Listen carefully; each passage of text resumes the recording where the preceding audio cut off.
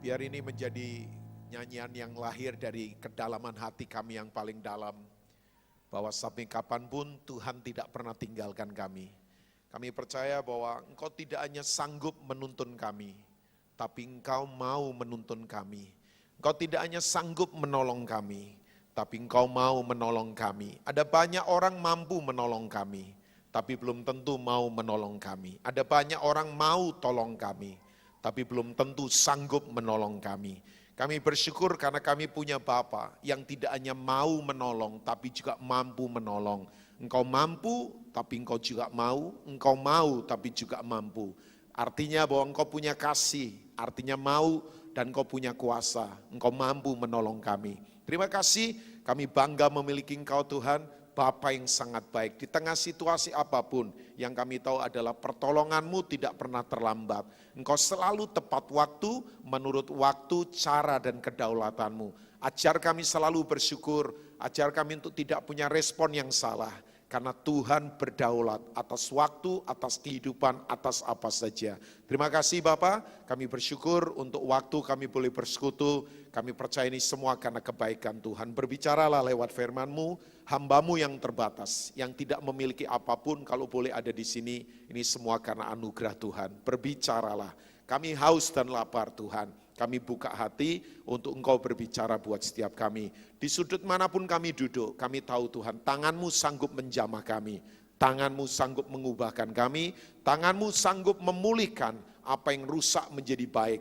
Apa yang hancur menjadi dipulihkan. Karena memang Kau Tuhan yang dahsyat. Urapi hamba-Mu, berbicaralah Bapak. Demi nama Tuhan Yesus Kristus yang siap untuk diberkati dan menjadi berkat. Mari katakan. Amin, amin. Silakan duduk Bapak Ibu. Shalom Bapak Ibu. Kok lemes semua kayaknya. Shalom Bapak Ibu.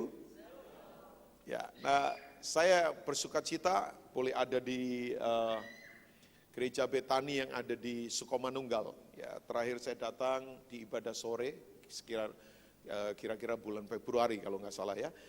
Nah langsung saja yang belum kenal, saya punya nama Rubin Ong, ya saya tinggal di Tangerang, di daerah Gading Serpong, ya mengembalakan atau kita ada gereja namanya Jemaat Gereja El Shaddai Injil Sepenuh. Kita banyak fokus kepada generasi, yaitu mungkin perkenalannya itu saja. Nah langsung saja tanpa datang dengan sok tahu, sok paling pinter, sok menggurui sama sekali enggak ya. Kalau saya ada di mimbar ini ya ini semua karena kebaikan Tuhan. Saya ingin mengajak saudara untuk kembali kepada beberapa hal yang saya pikir ini mesti jadi perenungan kita bersama. Ya, saya harus katakan ini buat saudara, ini sekarang orang nggak punya uang susah, ya, tapi yang punya uang lebih susah lagi. Ya, sebab kita ada pada masa yang dimana begini, kejujuran, kebenaran memang harus ditegakkan. Ya, ini nggak ada isu dengan reaktif apa yang terjadi dengan Panama Papers misalnya. Ataupun kemudian beberapa hal yang lain yang terjadi. Saya nggak akan reaktif dengan begituan. Nah, tapi mengembalikan lagi buat Bapak Ibu, makanya kekristenan itu disebut dengan jalan kehidupan. Ya, Kristen itu sebetulnya jalan kehidupan, ya bukan sekedar berkebaktian. Ya, sebab saya beritahu acara kebaktian belum tentu merubah orang. Saya ngomong belum tentu merubah orang ya. Sebab kalau saudara hanya ketemu acara kebaktian, nanti hanya ketemu musik bagus, ya WL bagus misalnya, gereja bagus misalnya. Dan itu tidak menjamin orang berubah. Ya, saya pelayanan atas anugerah Tuhan, pelayanan atas anugerah Tuhan sekali lagi ya, hampir 30 tahun dari pelayanan pelajar sampai hari ini hati saya tetap di generasi. Ya, melihat banyak pergerakan, kumpul dengan beberapa pendeta. Ya, seringkali atas anugerah Tuhan juga isi retreat, acara, ya apa saja. Ya. Nah saya harus katakan ini buat Bapak Ibu semua, ternyata kalau orang hanya berjumpa dengan acara kebaktian belum tentu berubah. Bahkan saya katakan dengan jujur, as a pastor, sebagai seorang pendeta, saya beritahu buat saudara, saudara ketemu pendeta belum tentu saudara berubah. Belum tentu loh, belum tentu ya. Saya ngomong belum tentu. Sekali lagi, saudara ketemu pendeta, kenal sama pendeta, belum tentu karakter saudara berubah. Malah kadang-kala aneh, ada pendetanya yang berubah seperti orang itu. Ada ya, jam tangannya jadi berubah karena ketemu pengusaha yang suka pakai jam tangan, akhirnya dikasih jam tangan, jadi style jam tangannya jadi berubah. Atau penampilannya jadi berubah. Nah, saya harus katakan buat saudara, yang saya yakin begini, orang kalau berjumpa dengan kebenaran Tuhan pasti berubah. Kurang amin kayaknya. Oke, orang kalau berjumpa dengan kebenaran, berjumpa itu bukan hanya teori. Katakan bukan teori Bapak Ibu, tapi mengalami, katakan mengalami. Makanya Tuhan Yesus berkata dalam Yohanes 8 ayat 32, dan kamu akan mengetahui kebenaran. Kebenaran itu akan memerdekakan kamu.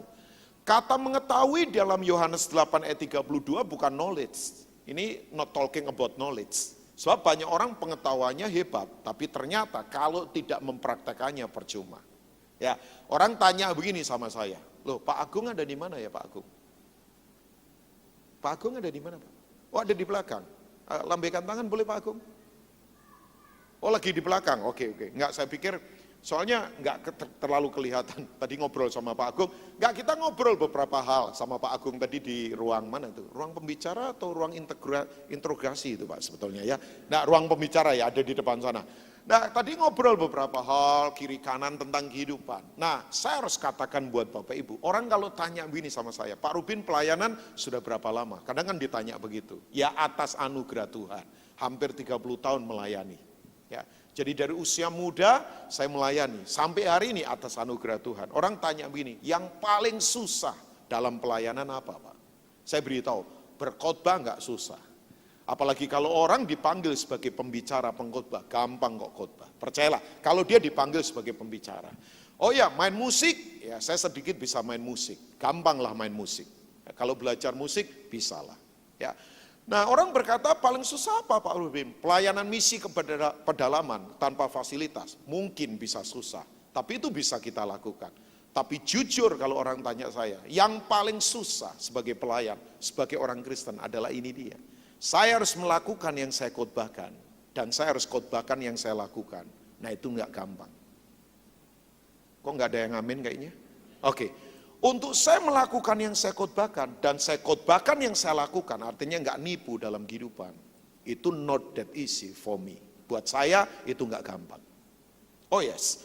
Sebab gini, butuh kejujuran, butuh integritas, butuh apa adanya. Makanya jangan kaget kalau pendeta pintar teori, tapi ternyata bodoh mempraktekkan, itu banyak. Ya, makanya saya dalam hidup mau belajar saja. Saya ngomong kata belajar Bapak Ibu, sebab enggak gampang. Ya, orang tanya begini, Pak Rubin pengen apa? Kerinduan saya cuma satu. Mungkin saya bodoh teori, tapi saya mau pintar dalam praktek. Itu saja kerinduan saya. Sebab gini, ternyata kekristenan itu adalah cara hidup, bukan cara kebaktian. Makanya tadi saya katakan, jangan kaget ada orang mimpin misalnya di ribuan orang, tapi tetap saja jatuh misalnya. Bisa saja. Ada orang misalnya pelayanan lama, pemain musik lama misalnya, hidupnya masih berantakan. Bisa saja.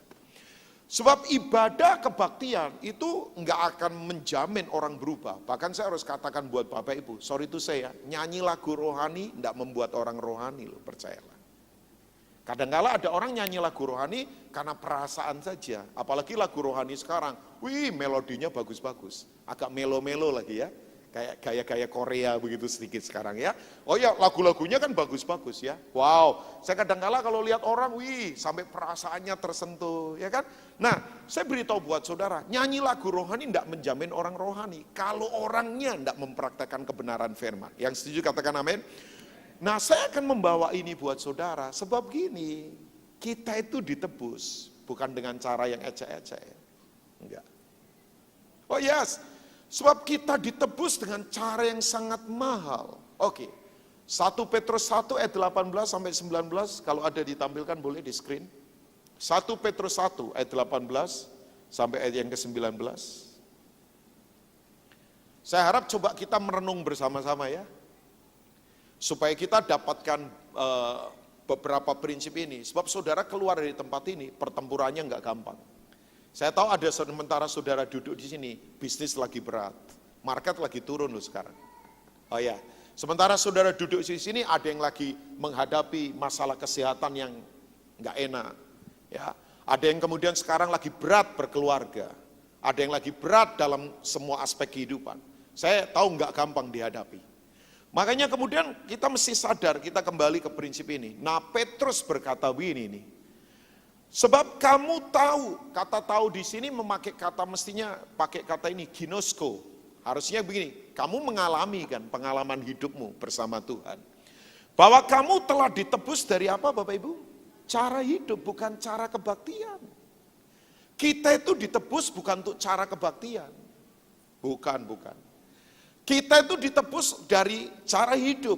Ya, ini bicara tentang kehidupan 24 jam dalam hidup sehari-hari. Makanya kebaktian hanya 2 jam saja. Tapi ibadah sesungguhnya di luar sana. Di masyarakat, di pekerjaan, di keluarga. Nah itu ibadah sesungguhnya. Sayang orang suka berliturginya di gereja, begitu di luar. Enggak mengekspresikan liturgi kebenaran dalam hidup sehari-hari. Ya, nah kembali. Bahwa kita telah ditebus dari cara hidupmu yang sia-sia. Yang kamu warisi dari nenek moyangmu. Itu bukan dengan barang yang apa? Fana. Bukan pula dengan perak atau emas. Bukan. Orang kadang-kadang ngukur orang kok dari berapa emas yang dia miliki, harta yang dia miliki. Enggak lah. Saya enggak mengukur orang dari begituan. Ya lewat. Makanya kalau ada orang ngajar berkat hanya urusannya duit, kemudian fasilitas, berapa kali keluar negeri dalam setahun. Maafkan saya, kalau ukurannya begitu Bapak Ibu, maafkan saya begini, dunia punya. Ya, saya punya anak rohani, ya jualan mobil, 1 kali dipesenin mobil yang biasa dipakai James Bond, namanya Aston Martin.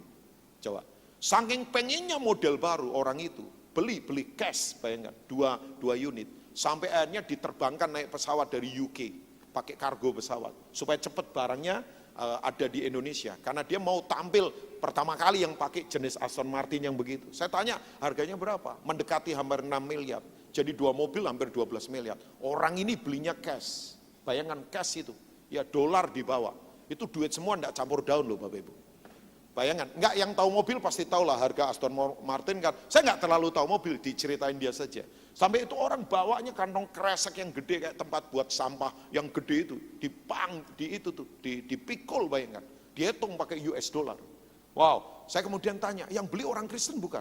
Bukan, yang beli orang enggak kenal Tuhan. Nah maksud saya begini, kalau ukuran kita hanya itu, ya sorry, dunia punya kok. Ya dong, dunia punya. Saudara ngomong gelar, dunia banyak yang bergelar hebat-hebat. Mau ngomong musik, aduh. Kadang-kala kalau saya lihat pemusik Kristen, baru main segitu saja, kadang-kala sudah sombong. Waduh, orang dunia pintar-pintar percayalah. Saya penikmat musik. Ya, saya pernah atas anugerah Tuhan lihat beberapa konser bagus. David Foster konser, saya pernah nonton 2 kali. Jago mainnya, coba. Ya, saudara yang suka musik pasti tahu lah, pemusik-pemusik dunia jago-jago. Oh jago-jago pemusik-pemusik dunia. Nah maksud saya begini, kalau ukurannya hanya itu, dunia punya. Tapi yang Tuhan fokus adalah cara hidup kita ditebus. Sekali lagi katakan cara hidup Bapak Ibu. Sebab begini, saya beritahu buat saudara, saya waktu ngomong kebenaran, orang tutup telinga, saya nggak boleh marah. Ya dong, saya bicara kebenaran misalnya, ada orang dengar tutup telinga, saya nggak boleh marah. Waktu saya bicara begini, ada yang tutup telinga juga nggak apa-apa, saya nggak marah kok. Saya bukan tipikal pendeta yang suka marah. Ya, ada orang kan pendeta kadang-kala orang mau ke WC saja nggak boleh loh. Ya, oh iya ditengking bisa jadi kodok loh, coba bayangkan. Nggak, saya bukan tipikal pendeta begitu. Waktu saya ngomong kebenaran Bapak Ibu, orang tutup telinga ya nggak apa-apa, haknya dia.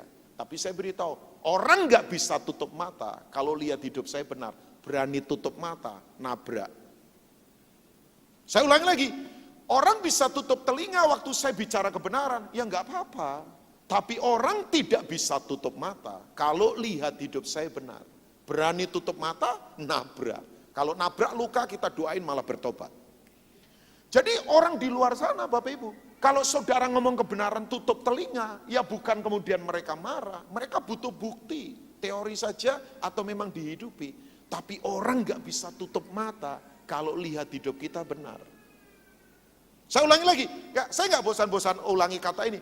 Orang bisa tutup telinga waktu kita ngomong kebenaran. Jangan marah, itu haknya mereka. Loh kalau mereka nggak mau mendengar nggak apa-apa dong. Tapi orang kan nggak bisa tutup mata kalau lihat hidup kita benar. Oke, nggak apa-apa dong, tetap konsentrasi. Anak-anak nggak apa-apa lah ya. Kalau dewasa begitu ya kita perlu tengging.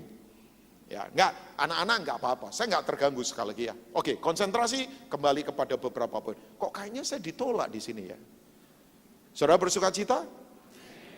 Padahal saya dipanggil loh Pak, enggak nyelonong loh. Saya dipanggil ke sini, kalau nggak dipanggil ya pasti nggak datang. Cuman saya bukan cowok panggilan. Nggak, saya dipanggil, Pak Agung mana Pak Agung? Oh Pak Agung di belakang, oh doakan saya di belakang ya. Saya pikir Pak Agung temenin saya, agak menakutkan Pak di sini Pak. Nggak, Pak Agung tadi kita ngobrol beberapa hal. Oke, kembali lagi ke sini. Nah Bapak Ibu semua, kita itu ditebus dengan cara hidup, bukan murahan. Makanya kok ukuran Kristen duit, emas, harta. Ada orang berkata ini, Pak itu ada sekolah Kristen mahal banget loh. Karena programnya dari luar negeri. Sorry itu saya. Semua yang mahal, itu saking mahalnya, nggak bisa dibeli dengan duit. Kalau masih bisa dibayar dengan duit, belum mahal. Justru saya itu kalau ketemu guru-guru yang pengabdian nggak mau dibayar, itu mahal itu hidupnya. Loh, kok kurang amin kayaknya? Saudara kayaknya melototin saya, berpikir ini orang ngapain ini? Nah. Kalau semua masih bisa dibayar dengan duit, masih murah. Justru yang tidak bisa kebeli, nah itu yang mahal.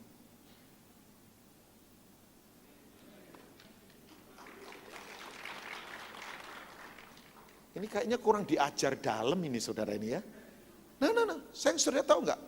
Keselamatan itu saking mahalnya, sampai dibuat gratis sama Tuhan. Konglomerat dunia tolong dikumpulkan, tidak bisa beli keselamatan. Saudara kumpulkan tuh Bill Gates, Warren Buffett, ya Carlos Slim, atau yang punya Zara yang sekarang nomor 2 di dunia kayanya orang Spanyol, saya lupa namanya. Kumpulkan mereka, nggak bisa beli keselamatan. Saking mahalnya sampai nggak terukur, makanya orang pikir itu remeh, enggak, terlalu mahal. Oh ya. Ya sorry kalau orang berkata, programnya dari luar negeri makanya mahal. Loh, justru kalau masih terukur dengan duit terjangkau, berarti belum terlalu mahal. Nah ayat yang ke-19, cara hidup kita ditebusnya dengan cara ini. Saya bergetar loh kalau ngomong ini. Sebab ini membuat saya ketakutan dalam hidup. Melainkan dengan darah yang mahal. Kata darah, kalau Alkitab talking about blood, darah, itu talking about life, hidup. Karena saudara nggak usah dicoba, orang kalau kekurangan darah, habis pasti mati. Darah sangat penting, sebab ini talking about life, ini soal kehidupan. Kita ditebus dengan darah yang mahal, yaitu darah Kristus yang sama seperti darah anak domba yang tak bernoda dan tak bercacat. Makanya saya kalau nilai orang, bukan dari penampilan, sepatunya mahal nggak itu? Mobilnya pakai apa? Kalau dunia kan begitu. Makanya dunia suka main kesan daripada isi. Orang dunia kan berkata, yang penting kesannya, isinya nggak penting. Wah, orang dunia kan begitu. Makanya yang perempuan-perempuan hati-hati tuh. Kalau digoda-goda cowok yang bawa BMW. Sebab di Jakarta sekarang banyak cowok nyewa-nyewa BMW untuk merayu perempuan. Ya, sebab dunia berkata begini, yang penting kesannya, isinya nggak penting. Itu kalau saya guyonan begini, kalau makan lemper, makanlah daun pisangnya, isinya nggak usah. Iya dong, kalau begitu. Loh, kalau orang dunia kan begini, yang penting kesan, isi nggak penting. Enggak, justru dalam Tuhan, ukuran kita tuh lain memang. Nah, saya kembali ke sini, karena kita ditebus dengan cara yang mahal. Makanya saya beritahu buat saudara, tanda kita mahal apa sih?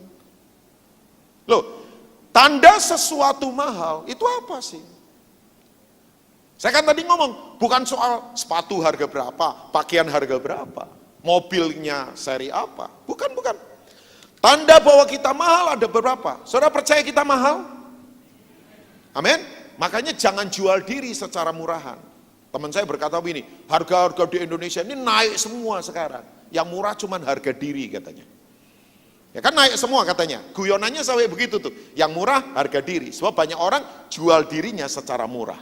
Jangan, saya berdoa sih jemaat di sini kita sadar bahwa kita mahal di hadapan Tuhan dan manusia. Yang percaya katakan amin. Oh iya dong, orang kalau mahal lain, lain, mahal itu lain. Saya nggak ngomong sekali lagi soal harga pakaian kita atau apa loh, barang bukan itu. Nah tanda bahwa kita mahal, yang pertama tandanya adalah ini dia. Orang kalau mahal, berarti yang pertama dia punya durability, daya tahan. Saya ulangi, tanda bahwa kita mahal, tandanya begini, kita itu punya daya tahan kehidupan. Katakan daya tahan Bapak Ibu. Saya satu kali pelayanan ke China, Shanghai. Ya, China. Coba, China lagi dilawat Tuhan. Penduduk gedenya luar biasa. Katanya 1,3 miliar penduduk China. Banyak banget. Indonesia kira-kira 250 atau 260 juta. China 1,3 miliar penduduknya. Sampai saya guyon sama teman saya, kalau mereka perang sama Amerika, nggak usah keluarkan senjata nuklir. Seluruh penduduknya pindah ke Amerika, kencingin Amerika, tenggelam Amerika. Itu sampai orang guyonan begitu, saking banyaknya orang. Coba, China tuh itu kalau lagi hari raya Imlek, aduh, orang pulang ke daerahnya, itu kereta bisa, ramenya luar biasa, China. Nah selesai pelayanan, kita pelayanan. Ya dong, baru selesai pelayanan kan boleh pelayanan, itu dua kata berbeda, pelayanan dan pelayanan. Makanya saya kadang lihat, ini pelayan itu sebetulnya pelayanan atau pelayanan. Karena ada orang yang sebetulnya nggak pelayanan, cuma pelayanan saja. Nah selesai kita pelayanan, kita jalan-jalan. Pelayanan maksudnya jalan-jalan. Orang Surabaya ngerti ya pelayanan Pak? Jalan-jalan maksudnya ya. Jadi kita jalan-jalan, makan dan sebagainya, ditemani oleh panitia setempat. Satu kali kita pergi ke pasar. Ya kan? Di China mau cari barang apa saja ada. Dari lemper sampai nuklir mereka jualan. Coba, bahkan baju batik ini begini. Yang pemain garment, tekstil pasti tahu. Sekarang China banyak bikin. Coba cap-capnya, bayangin. Ini batik-batik begini, saudara pikir ini dari Kertosono, saudara pikir dari Solo, sekarang sudah nggak lagi. Pemain industri besarnya dari China, bayangkan. Jadi seragam-seragam ini tadi, ya saya nggak tahu ini dari mana. Tapi China sekarang bikin batik juga, bayangkan. Nah China mau cari apa saja ada. Sampai ada guyonan, langit bumi Tuhan yang ciptakan, tapi barang di bumi China yang ciptakan. Coba, mereka ciptakan apa saja. Jadi kemudian kita jalan-jalan, ketemu daerah jam tangan. Nah teman saya yang ikut suka jam tangan. Tapi ternyata, waktu saya lihat jam tangannya ternyata bukan asli, KW. Ya KW, sudah tahu ya. Jadi kemudian waktu lihat, ada beberapa merek jam tangan. Saya pikir dulu jam tangan termahal Rolex. Ternyata saya baru tahu, ada beberapa merek jam tangan hebat. Misalnya RM, bukan ringgit Malaysia loh, Richard Mille, yang suka jam tangan pasti tahu. Saya pernah dititipin orang di Amerika, dia beli di Eropa, saya baru kaget. Untung itu saya nggak sampai kehilangan itu jam tangan. Dititipin orang, Richard Mille, 2 biji. Teman saya yang tahu jam tangan ngomong begitu nyampe Amerika, Pak Rubin hati-hati loh, ini 1 biji 1,2 miliar. Saya langsung kekep mendadak saudara ya. Saya langsung dekap, padahal itu titipan. Begitu nyampe, orangnya yang nitip ternyata masih ingat, diminta lagi. Coba kalau nggak ingat kan lumayan itu Pak, ya kan? Tapi ingat ternyata, diminta lagi. Ayat nggak ingat, dia jam tangan ingat, bayangkan. Aduh, memang orang kalau nggak sungguh-sungguh. Nah waktu kemudian dia ngomong, jam masa semahal ini? Saya dulu pikir Rolex paling mahal, ternyata banyak. Hublot juga jam tangan yang bagus. Nah waktu lagi jalan-jalan, teman saya lihat ada jam tangan sport modelnya, mereknya Rolex. Packaging bentuknya, jarumnya persis kayak asli, tapi ternyata KW. Jadi waktu ditawar harganya murah, teman saya pengen beli. Wong modelnya persis kayak asli, cuman kalau dia yang pakai, walaupun palsu kelihatan asli. Sementara kalau saya pakai, walaupun asli kelihatan palsu. Ketawanya agak melecehkan saya kayaknya ya, gak apa-apa, ampuni mereka Tuhan. Jadi kemudian apa yang terjadi saudara? Dia beli karena dia pinter bahasa Mandarin, dia bisa bertengkar. Nah katanya beli barang di China kalau bisa bertengkar murah. Karena saya nggak bisa bahasa Mandarin, saya teriak-teriak bahasa roh dari belakang kan, supaya penjualnya ini dijamah Tuhan lebih murah lagi. Bayangkan dia tawar kena 10% per puluhan dari harga yang ditawarkan. Tapi ternyata penjualnya lebih jago, 10% masih cuan un. Masih beruntung. Coba, teman saya pakai. Karena dia pakai, pengusaha kan kelihatan asli. Bayangkan, musim dingin pakai lengan pendek terus supaya jamnya kelihatan.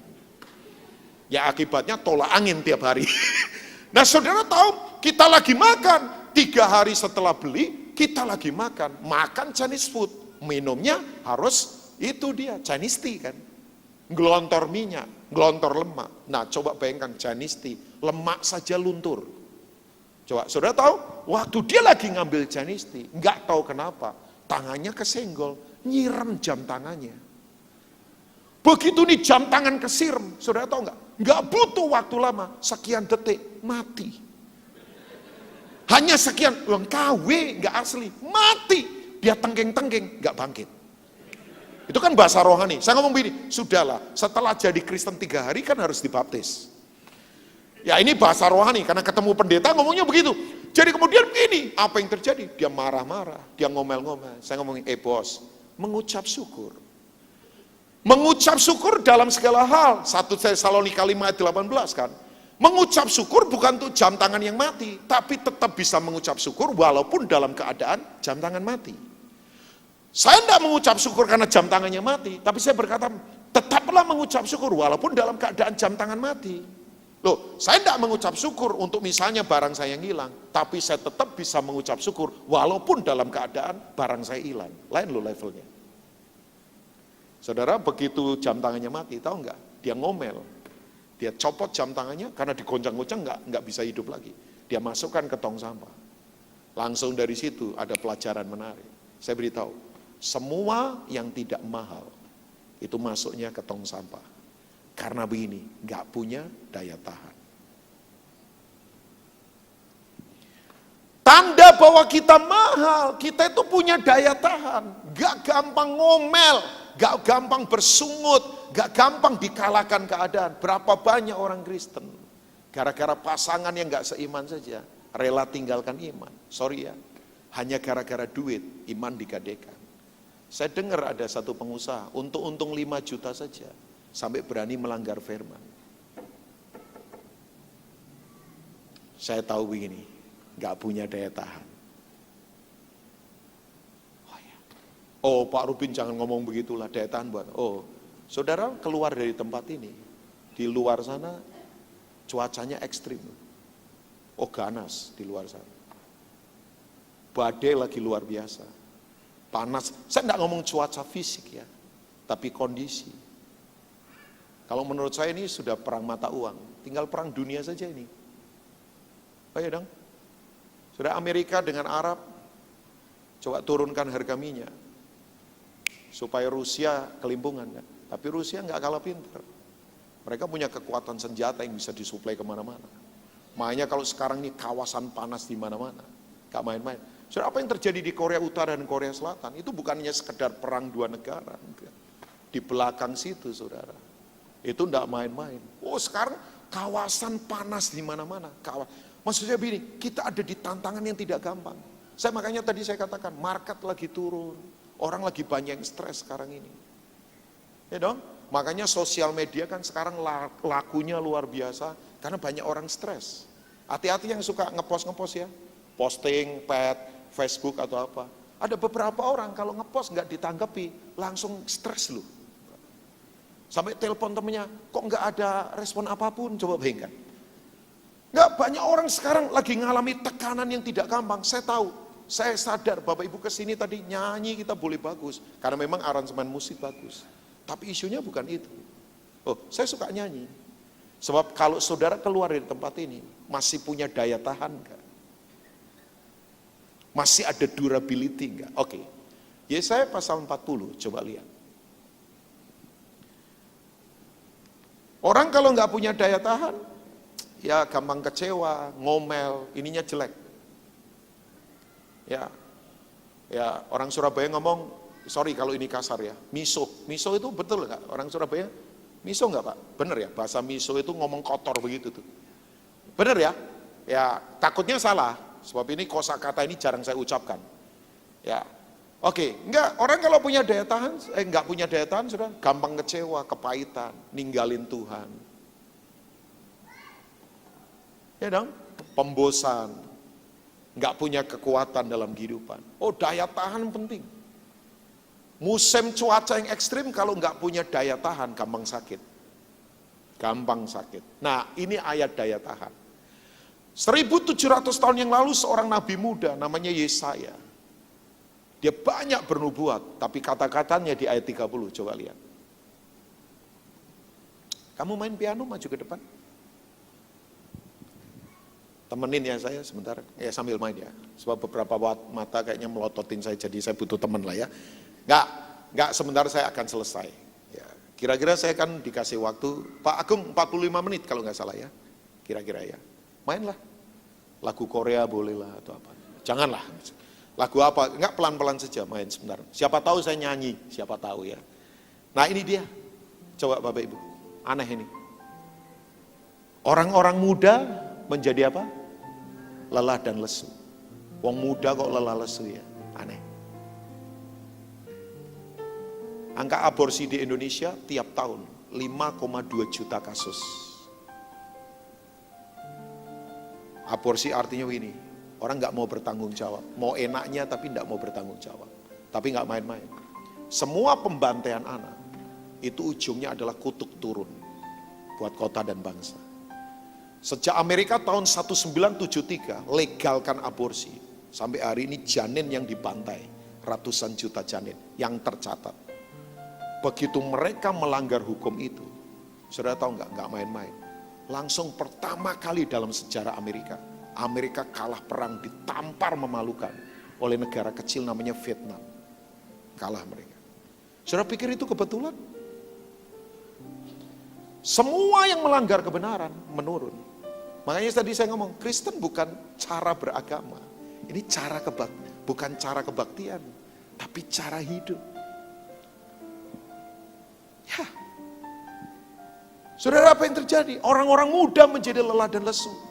Pengguna aktif narkoba di Indonesia jutaan orang. Yang memprihatinkan, pemerintah punya tempat resmi rehabilitasi, hanya bisa menampung 18.000 orang. Yang lain berkeliaran di mana-mana. Orang tua saya beritahu, cari mantu ke depan gak gampang. Oh yes. Ya kadang-kala pendeta dimintain tolong untuk carikan mantu loh. Saya ini sampai punya tugas banyak. Khotbah iya, cari mantu iya. Enggak, karena berkata clear Pak. Ya enggak menjamin juga. Saya enggak mau terjebak, saya hati-hati mesti. Sebab ini soal kehidupan. Saya jarang jodoh-jodohin orang. Hanya 1-2 orang saja. Itu pun kalau Tuhan suruh. Kalau enggak saya enggak mau. Sebab resikonya ke depan ini kehidupan. Enggak main-main. Coba. Orang-orang muda menjadi lelah dan lesu, bayangkan. Saudara kalau lihat sekarang anak-anak muda sekarang, bukan saya menyepelekan anak muda yang muda-muda, tapi jujur, banyak anak muda yang letih dan lesu, gampang putus asa. Angka bunuh diri makin tinggi, kadang-kala ada hal nggak urgent saja, orang bunuh diri. Karena letih dan lesu. Saya beritahu buat saudara ya, jalan jauh capek itu normal, tapi kalau jalan belum jauh sudah capek, nah itu dying inside, itu sekarat di dalam. Misal, saya dari sini jalan ke mana ya? Saya nggak terlalu tahu sini. Oke, dari sini saya jalan ke CW ya, sana ya. Oke, jauh ya, lumayan ya. Kalau jalan kaki, capek nggak Bapak Ibu? Lumayan itu, 5 kilo ada kali Pak ya? Kira-kira ya, 5 kilo. Kalau lebih kali ya, kalau saya jalan dari sini ke Ciputra World Mall sana, ya yang saya tahu itu, ya capek, tapi sehat, jantung saya normal. Tapi kalau saya jalan baru nyampe depan, sudah ngap, sudah gitu. Ya berarti ada masalah di dalam saya. Berapa banyak orang baru nikah sebentar capek, baru pelayanan sebentar capek, baru kaya sebentar sudah sombong. Pernah ketemu orang enggak? Baru naik Alphard sudah sombong, apalagi naik Alphard. Baru gaji naik sedikit berpikir begini, siapa lagi yang bisa aku jadikan selir untuk selingkuh? Karena enggak kuat, enggak punya daya tahan. Maaf, baru diangkat sedikit sudah sombong. Enggak punya nilai lagi. Lelah dan lesu.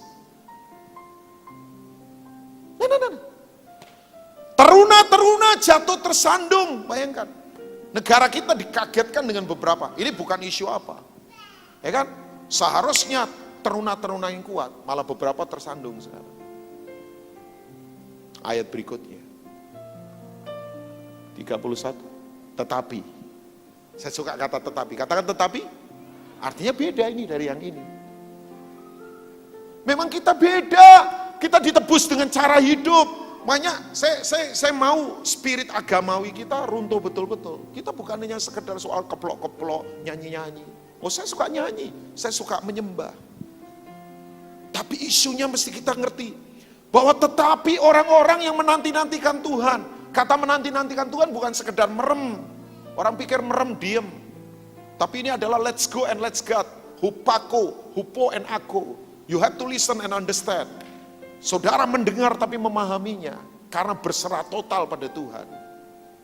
Let's go and let's God. Orang-orang yang melekat pada Tuhan. Yang betul-betul menyerah total. Manunggal dengan dia bahasa saya. Bukan hanya soal merem. Saya dulu pikir menanti-nantikan di sini duduk merem. Saking meremnya sampai ngantuk, sampai hilang.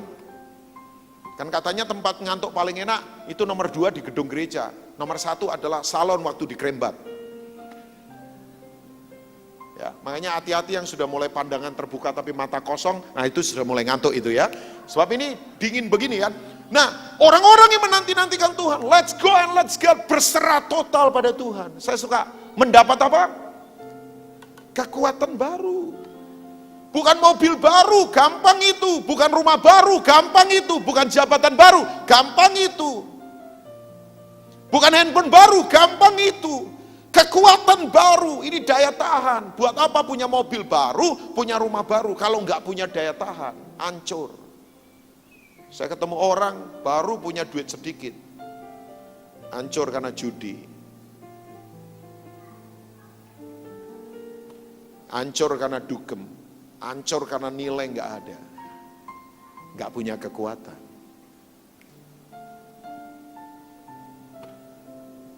Nah yang hebat, diumpamakannya keren banget kehidupan. Mereka seumpama apa? Raja Wali. Kok nggak emprit? Loh, kok nggak Nuri lah? Mungkin Nuri lebih bagus dari emprit. Ya lebih rohani, kok nggak burung gereja? Hah? Saya nggak mau jadi burung gereja, namanya Kristen tapi murtatan. Sebab burung gereja itu hinggapnya tidak hanya di gedung gereja, di gedung panti pijat hinggap juga dia. Di gedung judi hinggap juga. Loh namanya burung gereja, tapi kan hinggapnya sembarangan, nggak hanya di gereja kan. Kok kayaknya saudara nggak aminkan ini? Makanya jangan mau jadi burung gereja, namanya Kristen tapi murtatan. Ya kan? Kok nggak empret? Ya susah. Saudara tahu nggak? Kenapa burung Raja Wali? Saya baru tahu. Satu-satunya burung yang berani terbang di tengah badai itu hanya Raja Wali karena dia kuat. Raja Wali tahu kecepatannya 270 sampai 310 km per jam dan dia terbang didorong badai. Raja Wali itu justru terbang tinggi karena didorong badai. Raja Wali itu kalau nggak ada badai malah stres. Makanya Raja Wali itu kalau nggak ada badai tanyanya begini, kok nggak ada badai? Kalau ayam lain, badai lagi, coba. No. Satu-satunya burung yang berani terbang di tengah pusaran badai hanya Raja Wali, yang lain nggak bisa. Pertanyaan saya, kenapa Raja Wali kuat terbang di tengah badai? Kenapa? Ayo, orang menjawab sayapnya kuat, boleh. Orang menjawab karena badannya gede, boleh. Tapi jawaban saya sederhana, Raja Wali terbang kuat di tengah badai karena dia Raja Wali. Karena memang dia diciptakan untuk terbang tinggi. Nah kekristenan tuh begini ini, makanya itu dia. Mereka berlari tidak menjadi lesu. Mereka berjalan tidak menjadi lelah. Nah ini kekristenan. Daya tahan. Saya nggak tahu, masih punya daya tahan nggak berkeluarga? Masih punya daya tahan nggak dalam hidup prinsip? Apa gara-gara duit kita kemudian tidak lagi memegang prinsip? Masih punya daya tahan nggak? Ya maaf ya, kalau pria nggak kuat, bagaimana bisa nolong istri dan anak-anaknya? Ya kan? Kalau pimpinan nggak kuat, bagaimana bisa memimpin orang-orang di bawahnya untuk tetap kuat? Makanya butuh daya tahan. Saudara mahal? Loh kurang yakin, saudara mahal? Oh, orang kalau punya daya tahan, lain. Di luar sana masih punya daya tahan nggak?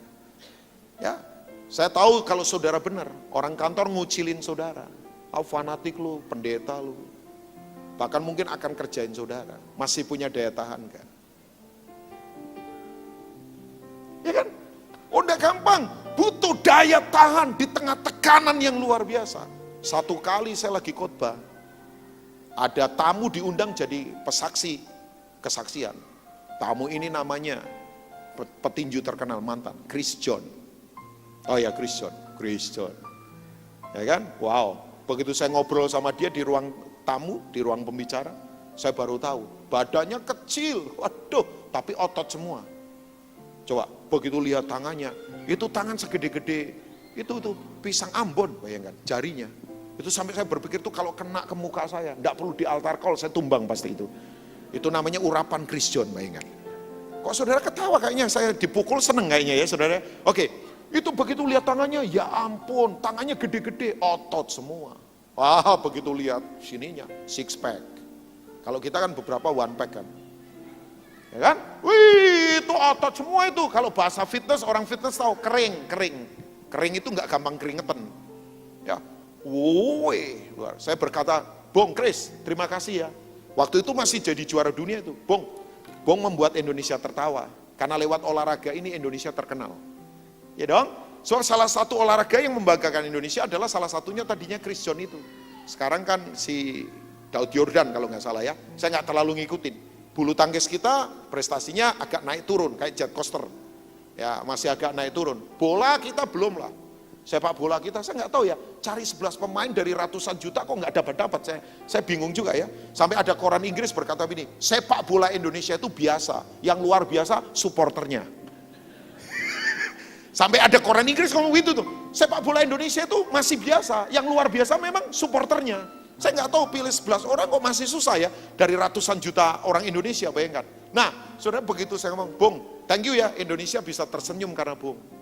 Waktu dia cerita, saya baru tahu, Pak Rubin, orang nggak tahu saya sih.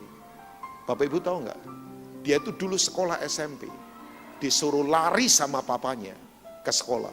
Itu minimal 5 kilo. Jadi berangkat balik 10 kilo. Yang lainnya naik angkot, yang lainnya naik sepeda motor. Enggak, maksimal dia dikasih sepeda untuk ngayuh tiap hari 5 kilometer keringetan dan apa. Saya ngomong sama anak saya, tuh lihat. Orang itu kalau keluar banyak keringat dalam latihan, pasti sedikit berdarah dalam pertempuran. Kenapa orang berdarah-darah dalam pertempuran? Karena kurang berkeringat dalam latihan. Saya ulangi, ini istilah pertempuran. Keluar banyak keringat dalam latihan, supaya sedikit berdarah dalam pertempuran. Kenapa berdarah-darah dalam pertempuran? Karena kurang berkeringat dalam latihan. Lalu praktek saja enggak pernah. Makanya di pertempuran kehidupan, habis semua. Begitu dia cerita, saya baru tahu. Dia ngomong gini, saya marah sama papa saya. Karena kok sepertinya saya diperlakukan gak adil. Tapi hari ini saya baru tahu, saya jadi kuat. Dia kan disebut dengan petinju yang disebut dengan The Dragon. Karena memang lincah gerakannya. Jadi atlet wushu. Saya baru tahu begini, oh iya, punya daya tahan ini orang. Kuat. Pak Robin ngomong fisik, oke saya kasih contoh. Dunia perfilman Hollywood dikagetkan dengan kematian seorang legend namanya Robin Williams. Untung nggak pakai ong. Kalau ong itu berarti saudara saya. Siapa Robin Williams? Filmnya top-top semua. Saya penggemar salah satu filmnya dia. Misalnya, dia punya film bagus banget namanya Good Will Hunting. Itu pembapaan. Dari film itu muncul bintang film terkenal namanya Matt Damon sekarang. Film bagus-bagus, miliatan orang nonton dia. Tapi dunia dikejutkan karena dia mati di usia 62 tahun. Orang mati biasa, cuman matinya dia nggak biasa. Karena bunuh diri. Saudara tahu kenapa dia bunuh diri? Dia nggak tahan. Sebab dia punya problem besar. Sampai kemudian media memberitahu, dia bunuh diri. Saya nggak hakimi dia. Presiden Obama berkata, I am shocked. Saya kaget mendengar berita ini. Dunia terkejut tentang Robin Williams. Oke, saya compare supaya adil. Saudara, dunia akan tahu bahwa Amerika punya seorang penyanyi pop hebat tahun 80-an. Orang itu legend juga. Namanya Stevie Wonder. Mungkin yang usia-usia sekarang 50 ya tahu ya Stevie Wonder. Penyanyi hebat, anak Tuhan loh. Terakhir saya lihat di YouTube, dia duet dengan Sting. Menyanyikan lagu judulnya Fragile. Ya, wow, dengar lagu itu, bagus banget itu lagu. Sting punya anak bunuh diri juga. Ya kan? Saudara, apa yang terjadi? Itu lagu bagusnya luar biasa. Bawa darah kemana-mana. Tapi Tuhan selalu turunkan hujan supaya darah hilang. Semua kejahatan hilang. Itu lagu dalam itu. Ya, Free Child lagunya. Nah, Stevie Wonder, Bapak Ibu tahu, dia tahu diri. Sebab usianya sudah tua. Tapi dia penyanyi. Sekian belas tahun gak ada lagi album. Gak ada produser yang bikin album. Wah, muncul banyak penyanyi baru. Adam Levine, Michael Bublé, Katy Perry, dan yang lainnya. Ya, Taylor Swift dan sebagainya. Dia tahu diri. Bahwa dia mulai kehilangan panggung, gak ada sorot lampu, gak ada tepuk tangan. Penyanyi itu kalau gak ada lagi panggung, gak ada konser, gak ada tepuk tangan, gak ada sorot lampu, stres loh. Pendeta juga sama, kalau kehilangan mimbar bisa stres. Makanya kan saya jauh-jauh dari mimbar dari tadi. Enggak, ini bisa bikin stres loh. Sebab kalau sudah jadi profesi bahaya. Tapi Bapak Ibu tahu, nah saya kagum sekali. Terakhir beberapa saat, dia keluarkan dedikasi album. Setelah 15 tahun vakum, dia berkarya. Judulnya adalah keren banget. A Time to Love. Waktu untuk kasih. He is Christian. He is blind. Dia buta. Suaranya keren. Ya kan? Kita dengernya kan dia nyanyi lagu I Just Call to Say I Love You. I Just Call to Say I Love You. Itu lagu keren itu. Kalau saya nyanyi lagu itu ke istri saya rohani loh. Ke istri saya. I just call to say I love you. Iya dong. Daripada ku pandang wajahmu ke istrinya orang. Nah itu gak rohani. Oh iya dong, saudara itu yang luar biasa. Saya kagum di salah satu lagunya. Dia jujur, dia berkata, saya stres, saya gak punya uang, saya takut masa depan, saya kehilangan panggung. Gak ada produser yang mau bikinin saya album. Tepuk tangan orang sudah gak ada. Sorot lampu hilang dalam hidup saya ketakutan, saya mau lari ke obat, saya mau lari minuman keras, saya mau bunuh diri saya. Karena saya rasa gak ada artinya, saya makin tua. Sementara saya harus memenuhi kebutuhan saya. Dia jujur banget. Tapi saudara tahu, di ujungnya dia berkata sama orang-orang, jangan putus asa. Yang membuat saya tetap bertahan sampai hari ini, karena saya tahu, ada Tuhan di dalam saya, yang tetap mengasihi hidup saya.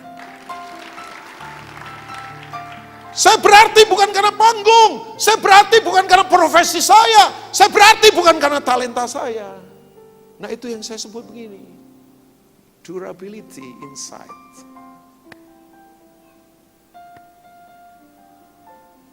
Strong inside. Daya tahan. Yang kedua, saya selesai. Kita ditebus dengan cara yang mahal. Yang percaya katakan amin. Tanda mahal apa? Saya tidak ngajak saudara beli barang mahal loh. Isunya bukan ke situ. No. Saya bukan orang yang terjebak ke glamorisme. Saya nggak mau terjebak kepada gaya hidup konsumerisme, bukan itu. So orang sekarang ngeri kan, konsumerisme itu ngeri. Membeli barang bukan lagi kebutuhan, tapi karena keinginan mata. Makanya suami istri kalau jalan-jalan di mall, tolong bergandengan kuat-kuat dan bahasa roh kenceng di sana.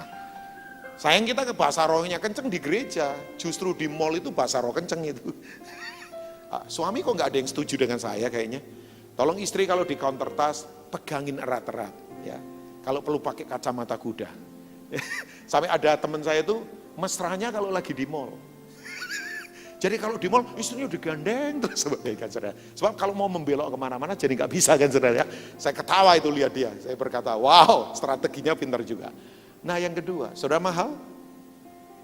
Nah terserah saudara. Kok jawabannya kurang mantap, saudara mahal? Ya kembali lagi kita mahal.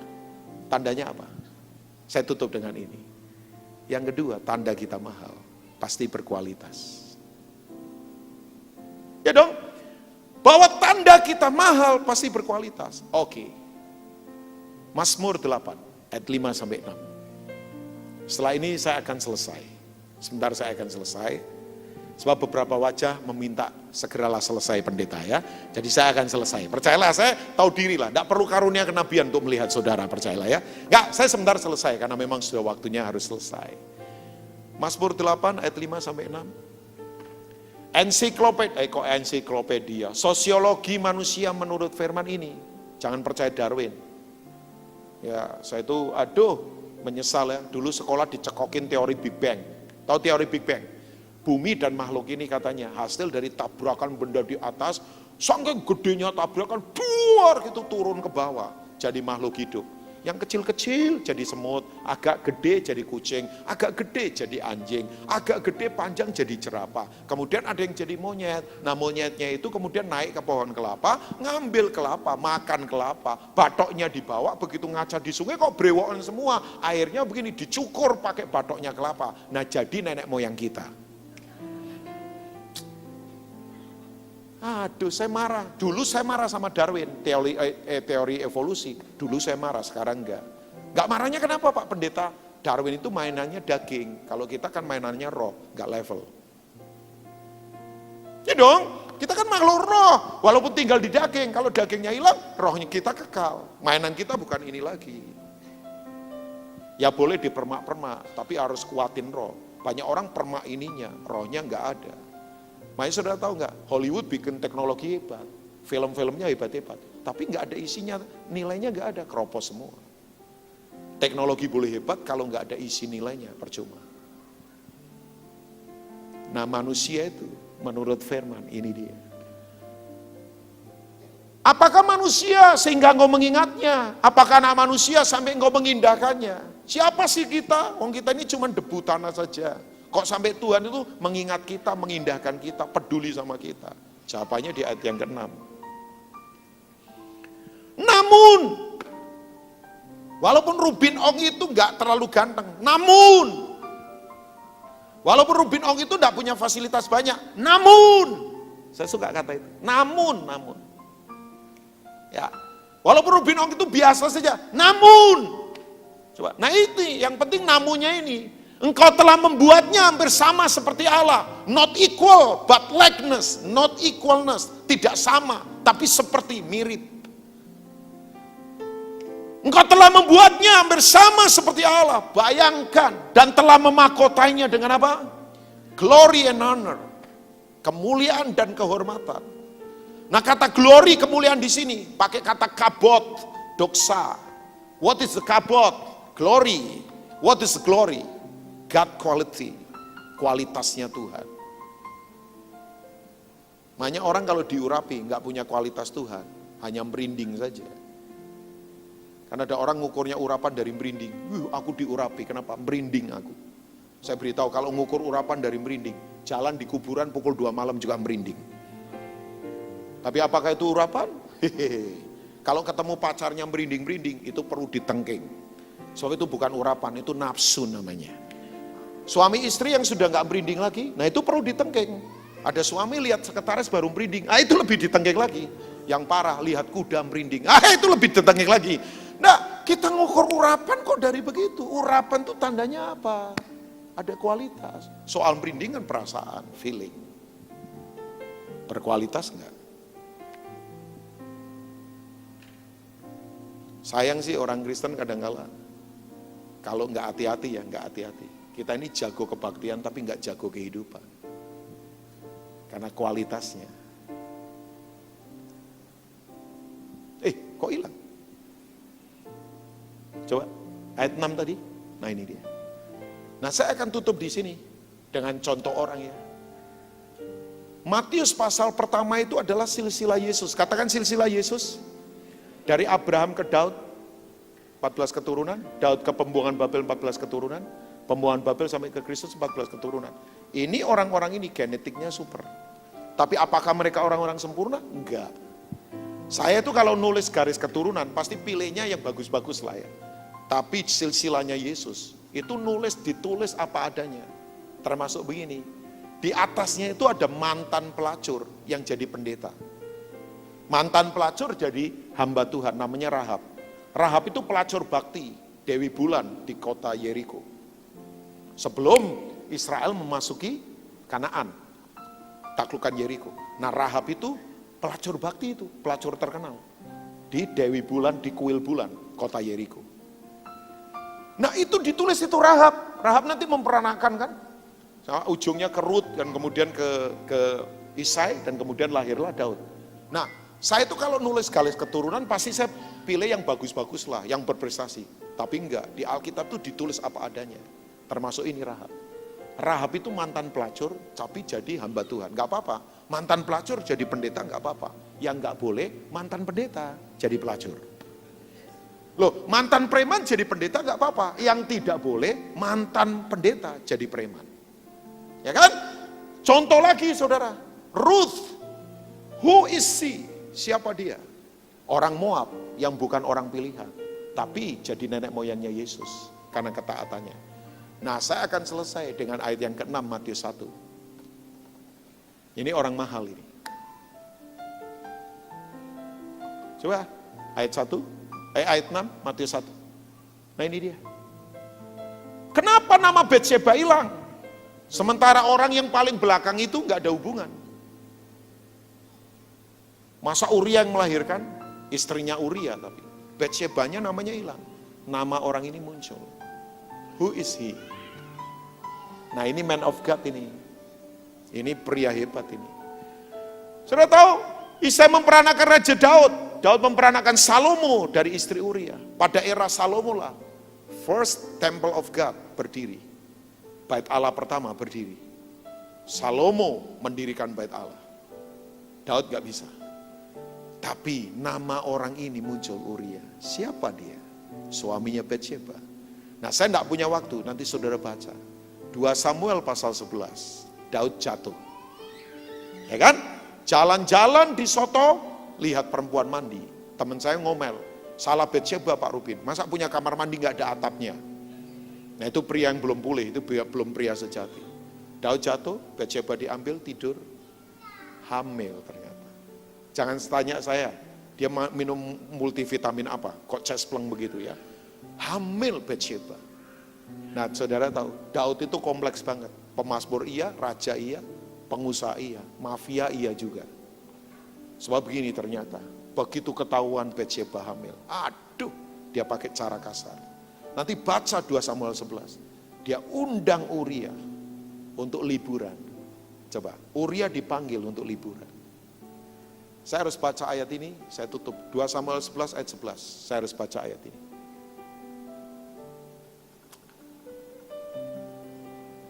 2 Samuel 11 ayat yang ke-11.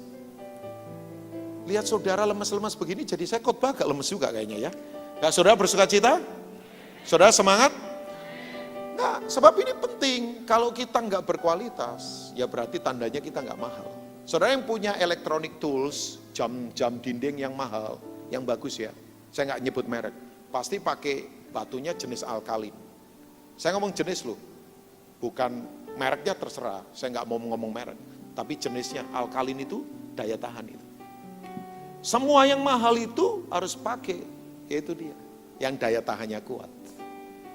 Ya kan? Semuanya begitu. Saya juga kalau pakai mobil, ya aki saya juga mau yang daya tahannya kuat. Supaya nggak ngerepotin kan daya tahan. Ya kan? Semua kita pengen kan daya tahannya kuat, supaya nggak ngerepotin. Beli mesin air misalnya, ya beli yang daya tahannya kuat, supaya nggak ngerepotin. Beli mesin cuci yang daya tahannya kuat. Beli televisi yang daya tahannya kuat. Beli pendingin yang daya tahannya kuat. Bukan apa? Supaya nggak ngerepotin. Karena memang punya daya tahan kan jadi light. Nah ini dia. Coba, ini tamparan buat Daud loh. Tetapi Uria berkata kepada Daud, dia tidak mau disuruh tidur sama istrinya liburan. Alasannya, alasan rohani. Tabut Allah, hadirat Tuhan. Serta orang Israel dan orang Yehuda diam dalam pondok kebangsaan. Juga tuanku Yoab dan hamba-hamba tuanku sendiri berkemah di padang. Otoritas, loyalitas pada pimpinan. Masakan aku pulang ke rumahku untuk makan, minum, dan tidur dengan istriku? Demi hidupmu, demi nyawamu, aku tak akan melakukan itu. Ini menurut saya orang gila ini. Rajanya perintahkan liburan, sementara semua temannya lagi perang, kan enak. Wah, ini kalau orang yang agak sok rohani ngomong gini, jangan-jangan ini suara Tuhan, doa saya didengar.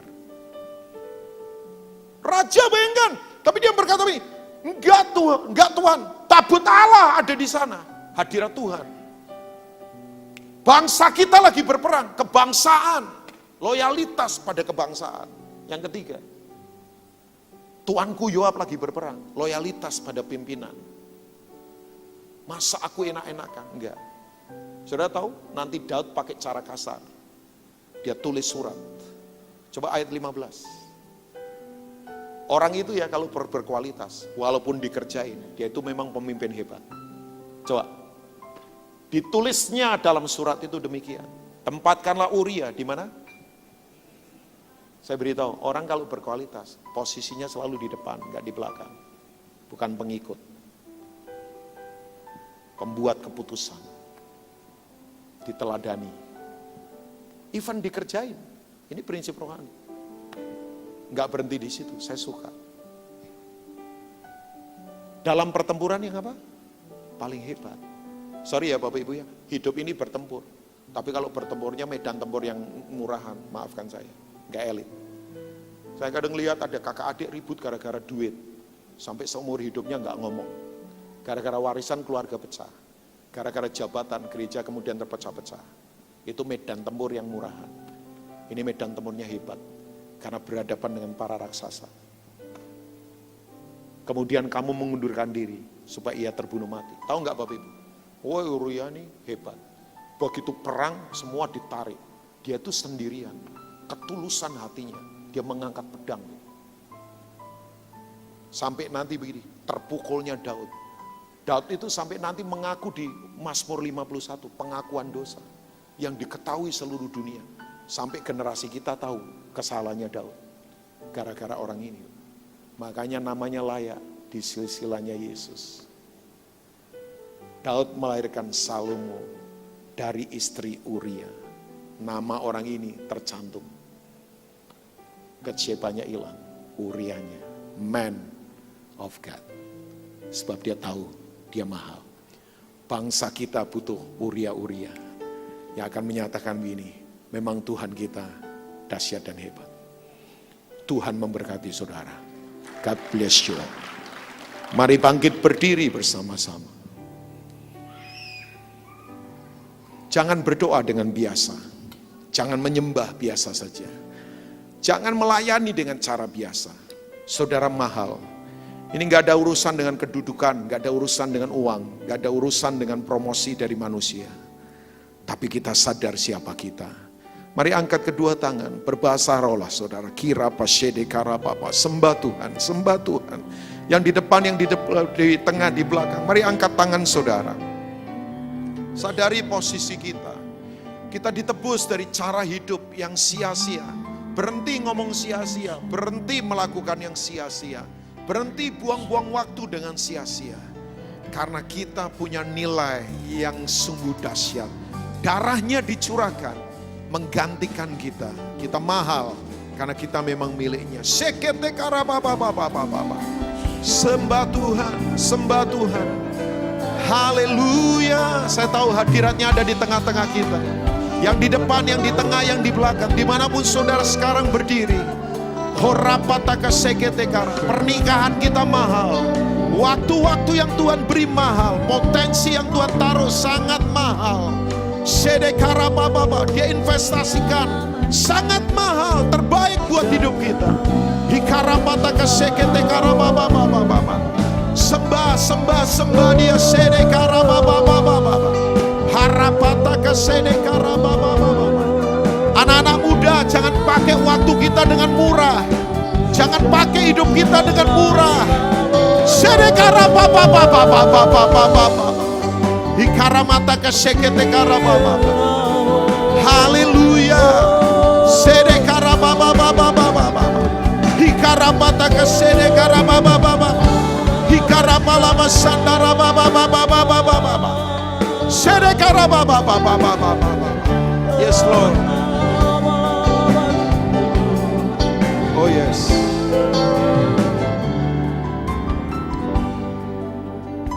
Boleh taruh tangan kita di dada kita Bapak Ibu. I want pray for you all. Taruh tangan kita di dada kita. Biar ini menjadi sebuah tindakan profetik. Hamba berdoa buat umatmu. Firmanmu sudah disampaikan dengan bahasa yang terbatas. Tapi hamba berdoa Roh Kudus akan menerjemahkan ini dalam kehidupan kami sehari-hari. Tuhan kami yakin bahwa Engkau pilih kami. Itu tidak kebetulan. Engkau pilih kami dengan satu tujuan yang dahsyat. Karena kami ditebus dengan cara yang sangat mahal. Hari ini kalau ada yang jatuh, angkat kami kembali. Hari ini kalau ada yang kecewa, Tuhan pulihkan kami. Hari ini kalau ada yang sakit, tangan-Mu menyembuhkan kami. Hari ini kalau ada yang dahaga, puaskan kami. Hari ini kalau ada yang kecewa, Tuhan menjamah kami. Terima kasih, kami patri firman-Mu, Roh Kudus memampukannya untuk kami melakukannya. Berkati umat-Mu dalam nama Tuhan Yesus Kristus. Haleluya, mari katakan. God bless you all. Silakan saudara duduk.